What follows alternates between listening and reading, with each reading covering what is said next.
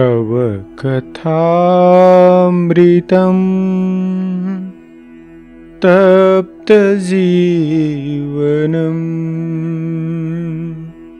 कविभिरीडितम्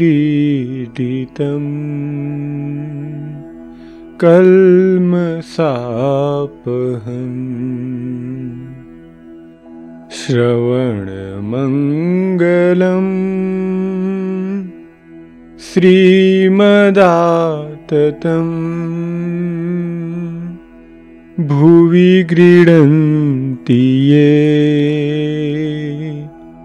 भूरिदा जना भुवि गृह्णन्ति ये भूरिदा जना।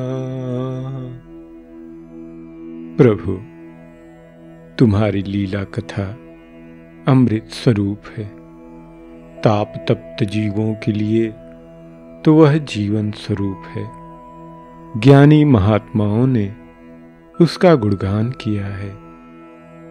वह पाप पुंज को हरने वाली है। उसके श्रवण मात्र से परम कल्याण होता है।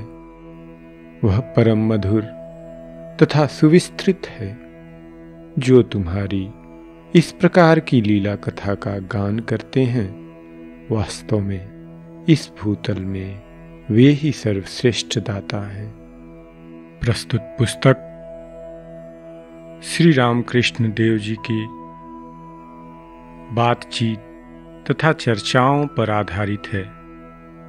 यह पुस्तक हिंदी भाषा में श्री रामकृष्ण वचनामृत के नाम से प्रसिद्ध है। यह पुस्तक मूल रूप से श्री रामकृष्ण कथामृत के रूप में बंगला भाषा में प्रकाशित होती है।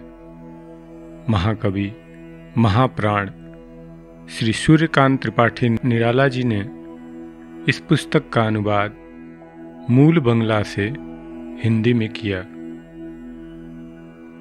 पुस्तक के रचयिता श्री महेंद्रनाथ गुप्त श्री मां भगवान श्री रामकृष्ण देव के अंतरंग भक्त थे।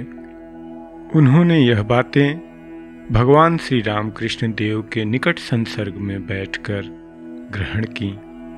इन अर्थों में यह पुस्तक एक उपनिषद, महाउपनिषद है।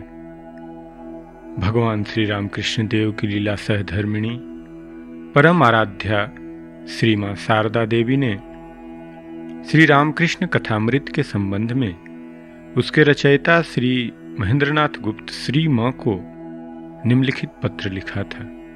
बेटा, उनके अर्थात श्री रामकृष्ण देव के निकट तुमने जो बातें सुनी थीं, वही बातें सत्य हैं। इस विषय में तुम्हें कोई भय नहीं।